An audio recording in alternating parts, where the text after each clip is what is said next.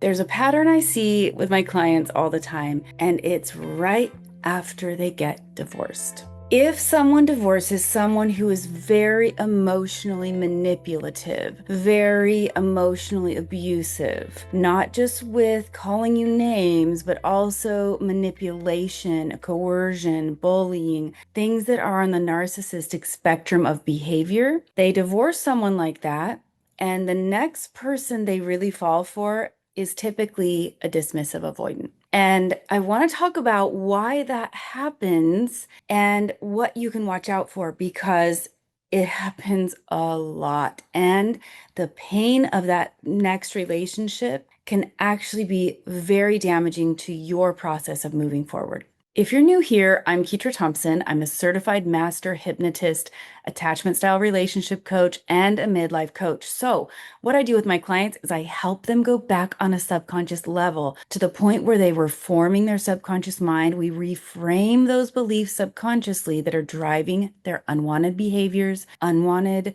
self-protection behaviors, or even the things that are like luring them into these situations they don't want to be in. We change them subconsciously so that you have a new operating system moving forward because the subconscious mind controls over 95% of everything you think, feel, and do. So if you want to learn more about that or set up that completely complimentary consultation call, you can check out that link in the description below. You and I can chat and I can help you get some clarity and make my very best recommendation for you. As always, I appreciate it if you click like and subscribe so that you can be notified every time I post a new video. Now, here's the subconscious reason why, if you left a narcissist, why an avoidant attachment style person, a dismissive avoidant, feels really attractive to you. And the reason is because they feel very calm. They feel very the opposite of chaos. They feel like, oh, they are sufficient. They can take care of themselves. They know how to run their own lives. They are responsible and their energy feels calm. And that feels so good if you have been in utter chaos. And that's why it's really important to define, like when you came out of something where someone was actually really lovey and kind to you part of the time, sort of that love bombing cycle of intermittent reinforcement that a narcissist does, but they were also just creating chaos, just absolute chaos, picking fights for no reason, bullying you over stuff, not hearing you out on the simplest of things. Just, you never knew what you were going to get. You were walking on eggshells and life was chaos. The dismissive avoidant feels calm, cool, and collected, and it is such a breath of fresh air. It feels like relief. And so you're just thinking, I want to avoid what I had before. So this is you focusing on what you're trying to avoid. You're trying to avoid being sucked dry of all your energy, all of your peace of mind, which is what happens with a narcissist, but you aren't looking at what you actually need to get. Yes, it's good that you don't want this, but if you don't understand what you do need, that's a big problem because the dismissive avoidant is not going to give you what you need. They're going to not give you that level of chaos, but they're not going to give you depth and connection. They're not going to be able to hold space for your big feelings necessarily. They are not going to go deep with you on a regular basis. They're not going to talk about their deepest thoughts and feelings about you. They might talk about their past a lot. They might talk about their concept of the world or their thought patterns around something in the world, politically or even relationship-wise, but they're not going to talk about how it applies to you. They're not going to talk about how they feel about you. They're not going to talk about how they feel when they're with you, what they see with you, what they dream with you, what they'd hope to build with you. They're not going to talk about any of that. They are not in tune with themselves in the present moment. Their focus is so external, so out there, so heady and intellectual about relationships and the world and whatever, that they'll go on and on about that and you'll mistake it for depth initially. But they won't be talking about real depth because they won't be talking about their internal world. They won't be talking about not just their past, That's not what I'm talking about. They won't be talking about their present. They won't know how they feel in the present moment. They won't know what they need in the present moment. They won't know how to communicate the present moment because all they do is live in the past or future. They don't live in the present moment. And so if you stay with someone who is dismissive avoidant, you end up feeling very, very alone in your own life. You don't get to talk about depth. You don't get to communicate deeply. They aren't asking your input on the things they're dealing with in their work life, in their internal world. They aren't asking for collaboration. They aren't wanting to go into your internal world in that same way because that's not where they live. So here you are trying to avoid what you had before, and you're choosing this calm, put together person who seems like they can handle life. But in the process, you will end up not giving yourself what you need. You won't have any depth. You won't have what you really desire. They're not going to tell you, I love you. They're not going to tell you how impressed they are with who you are and what you're doing or what you're accomplishing, really.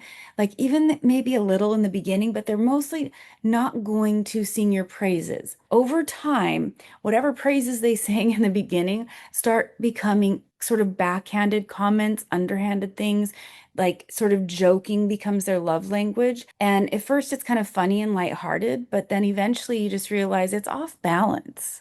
Like, you cannot have that many little negative sort of jokey things and not have outright love and affection. And there is sort of the old statistic, the 5 to 1. Every negative interaction has to be 1 and 5 positive. But now more research is saying the number is moving up the scale. It's more like 20 to 1.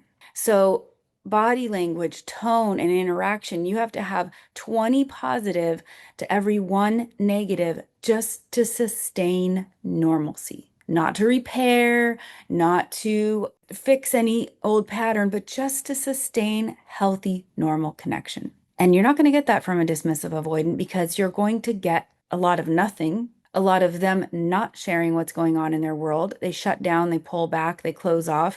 You're left wondering, you're not kept in the loop. They're not communicating. I just need some space. I'm feeling overwhelmed. Hey, it would help me this week if you could do XYZ. They're not asking for you to come into their world. They're not asking for assistance. They're not sharing their needs. So they don't let you love them, and they don't love you in return.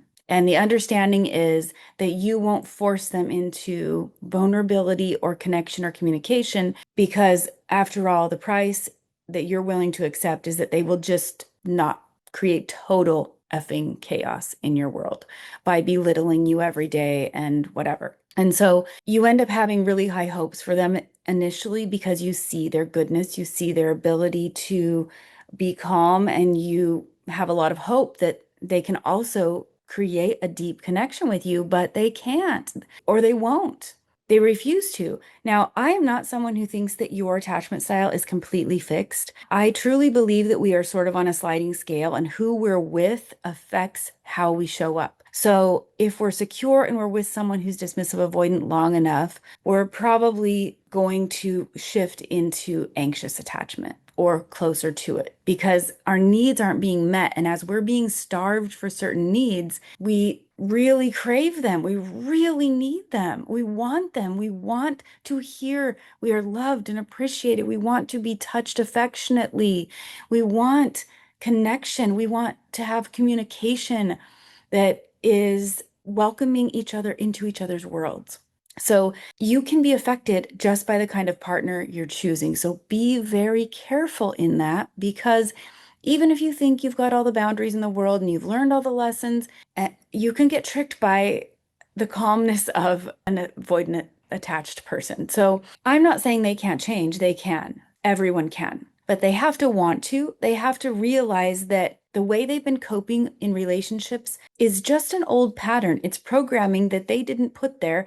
And because they weren't born like that, they can absolutely change it, but they have to want to. And you need to be able to have the discernment and clarity to recognize that you aren't just trying to avoid what you had before. You're actually trying to understand what you need moving forward. When you say, I just need calm, that's you avoiding the chaos. Nothing wrong with that. But in that calm, you need connection, communication, vulnerability, You need the things that build vasopressin up in your body, the bonding chemical that is all about problem solving together. And if you're not sharing your problems with each other in a way that is collaborative and communicating in a collaborative way and actually wanting to understand each other's world, you're going to end up feeling very, very alone and wonder what's wrong with you, because you don't have that same level of chaos, but God, you just also don't feel loved. That's a big problem.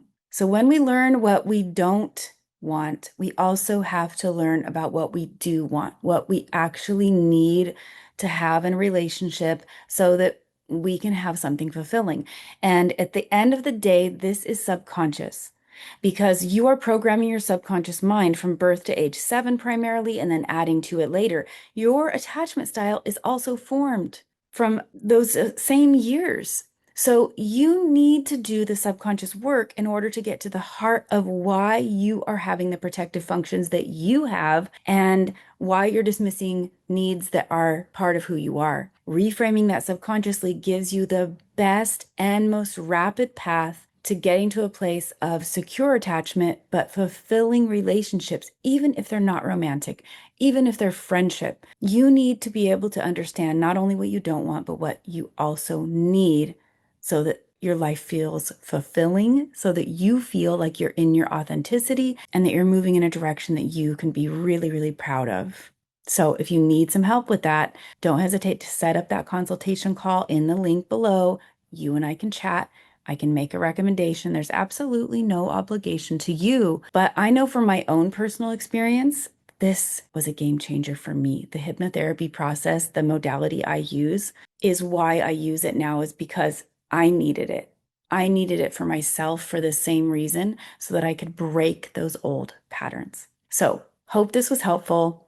Share it if you know someone that would benefit from understanding this, because oftentimes we just chase after things and we don't even know why, and we keep creating the same patterns. So if it's beneficial to you or anyone you know, I really appreciate it if you would share it and click like and subscribe, because that is the best way you can support me here on YouTube. Thanks for watching, and until next time, I hope you curate a life by your own design.